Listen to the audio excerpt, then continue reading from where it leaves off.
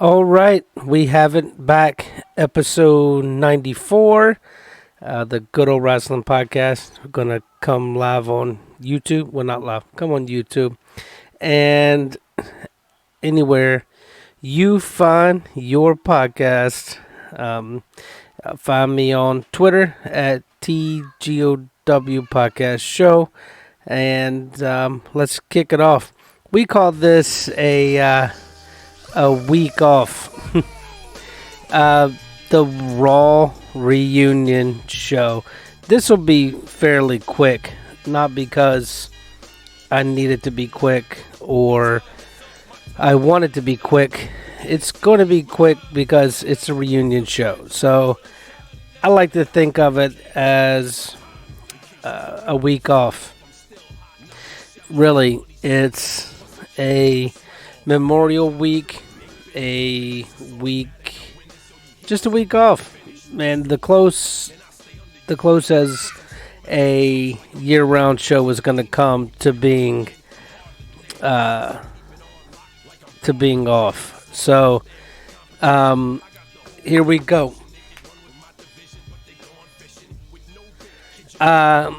We start off with the Usos because Cena wanted to mention that he's been around, it feels like the same as day one. So you knew that's what was coming. So you came to see the doctor. Who this is? They were just Cena told them it was just like their mugshots. And then we get Rashiki in the house. He lost weight. Rashiki lost weight. That's cool. Try to live his life, man. WWE is a little hard on the body.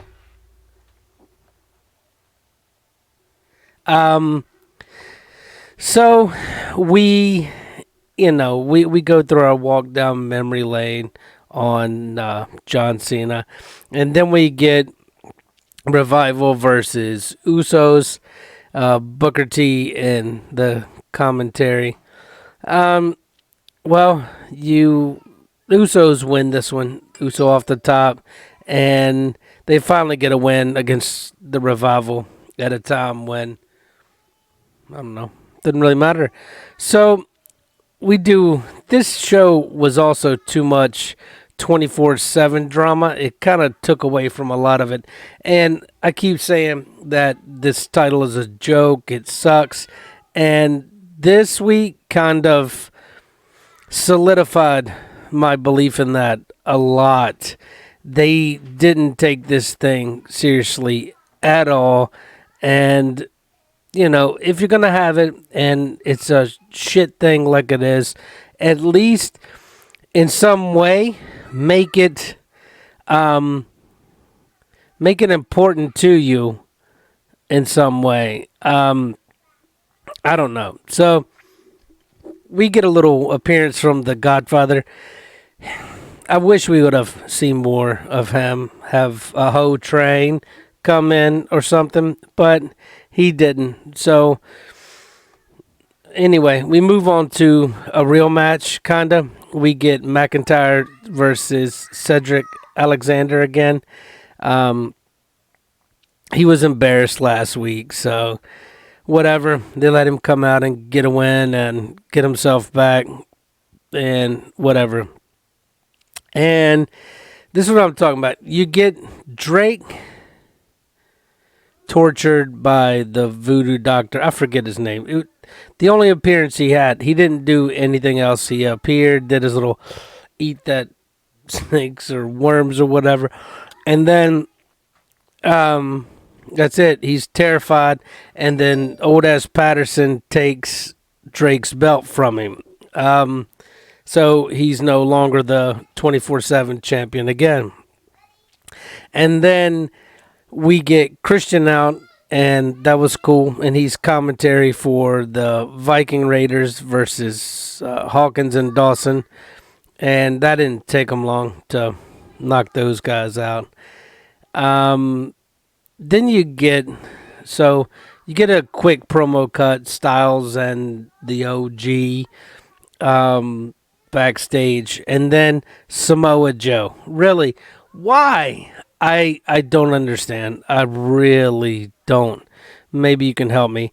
He does the whole "I am Samoa Joe." In case you didn't, no, nobody cares. Nobody cares. You never win. You are out of shape, and that's just how it is. So, um,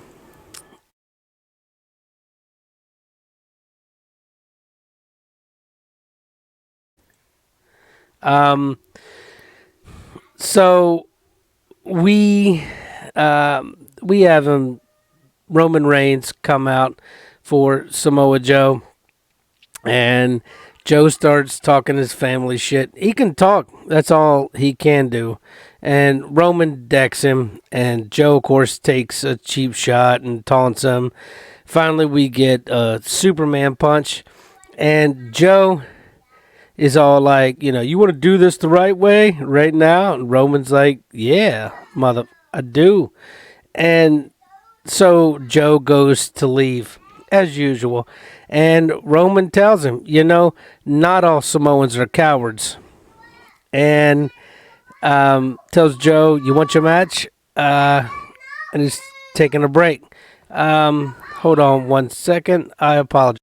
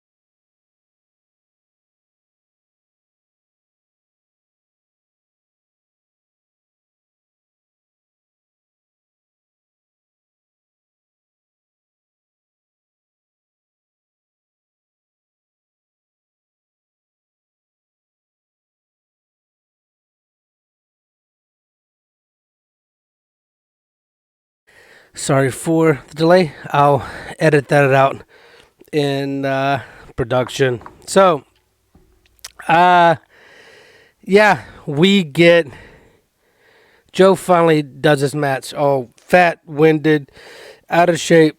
He was taking a break. That's why he left. Loser. So finally, Roman gets his spear, and Joe takes the loss, as he always does, but then talks it like he's a champion. He's not. So, anyway, we get the best part of the night, really. Miss TV. We get Seth Rollins in the guest chair. And so we show highlights of the last match. Lesnar taking it with the Money in the Bank, and him winning the Rumble to get a title shot again. He says that Brock is a real Godzilla looking bastard, if you ask me, and that Brock Lesnar is a Seth Rollins wannabe. Um, nice. So Heyman's backstage trying to defend his words, and then comes to the rings. And finally, Rollins, post haste, shuts him up and tells him, if he's going to talk the talk, you got to walk the walk. I'll give you 5 seconds, and I'll walk up the ramp and kick your head in. If you're going to be an advocate for Lesnar when he's not here, you can be Lesnar when he's not here. So that was the highlight of the night. Really, I didn't expect much out of a reunion show, except for to be like, holy shit, that guy's still alive. And that's pretty much all we got. So, girls reunion, one ref. She won. I don't even know who all of these old ones were, but one of them had become a referee and lost anyway. So she became a ref. They took the 24/7 title, and then it was lost again, and whatever, man. Jonathan Coachman is out next, and he's out at the commentary table. And then we get Rey Mysterio and versus Sami Zayn. Yeah, whatever. So the cool part is as Sammy decides to pull a Samoa Joe and leave, he's met on the ramp by RVD, Sergeant Slaughter, the Hurricane, Kurt Angle. As I said, it's just a night of cameos, really. So that stops him. He goes back in, gets his ass kicked. You know how it goes. And then we get our Street Profits calling the Godfather again. Yeah. So we have Alundra Blaze, who is the current 24/7 champion. Don't even remember how that happened. But she goes to throw it away. So Ted DiBiase comes out and buys it. Pulls out his wad of cash and, whatever. So then we get to what was, from a wrestling standpoint, match standpoint, the highlight of the evening. And as I said, this episode not only goes quick because it's a reunion without much substance to offer, but it also goes quick because it's not, well, it's all filler, so there's not a lot to talk about. There's no storyline with the old people, and it's just a cameo, man. It's just a fun night. So we get Styles and Rollins, which was supposed to be the only match of the night. So, of course, AJ and his boys, the OG, they cheat. Wow, they cheated. And then, so you have Rollins on the ramp, and AJ and the OG are walking up the ramp to take him out. And lo and behold, we get the music drop. And we get Triple H and Shawn Michaels, D-Generation X. That was awesome.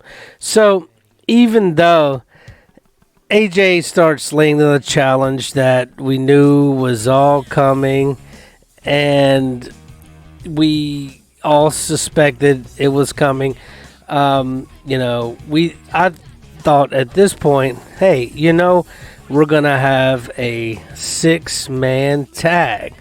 It's going to be pretty awesome. And yeah, this should do it, and we'll be good. I was thoroughly excited about that.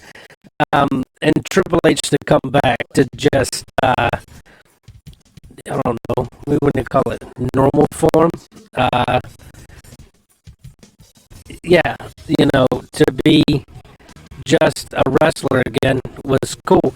But no, we take it one step further. We get all of a sudden,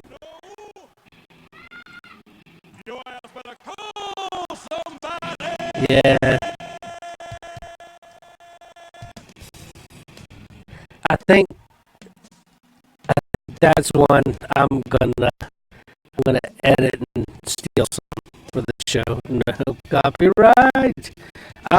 Anyway, Big Sexy Diesel 6-pack, and he tells him, hey, we are the OGs, and you get to stepping and get to stepping quick. And AJ still want to talk shit, like he's still coming in, but he doesn't. And then, they all get together. Then they hand the mic to Rollins, who gets the honor of telling him, if you don't like it, I've got 2 words for you. And good, it was awesome. So we go through a little Mark Henry, Mick Foley cameos backstage, and then we get Foley out to speak, and the Loser Brigade, following the 24/7 title, comes rolling through, and yeah. So then I forgot about this moment that I like too. So then it looks like you have a technical glitch during the Mick Foley highlights, but you don't. You get the screech, the lights. You get Bray Wyatt standing in the ring, and yeah, goes after Foley with his own sick sock move, kneeling over him. So Wyatt claims another. I wonder who they're going to have him actually going against. I guess they'll Balor. I don't know. We'll see. That's going to be a good one. So after that horrific moment, what is needed more than a moment of bliss with Kelly Gross Cross? So the usual, Becky Lynch is the guest because she's one of the 5 girls left wrestling. Natalia out.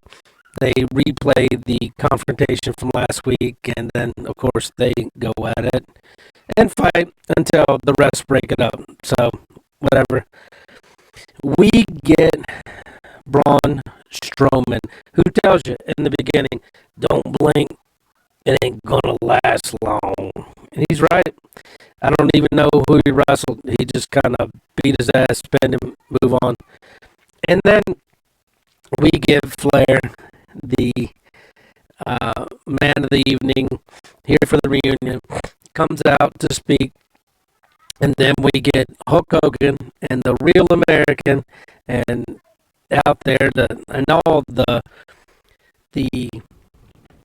classic wrestlers are all lined up on stage, a big cameo appearance, and they're gonna fade off into the night, and then you hear the glass break, and Stone Cold Steve Austin is out to do his usual intro, charge around, drink a beer, throw his arms in the air, do the whole deal, and that's it.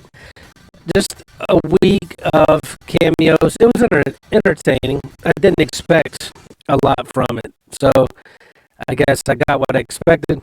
It was fun. It was entertaining, and it's good sometimes to have just week off. And good.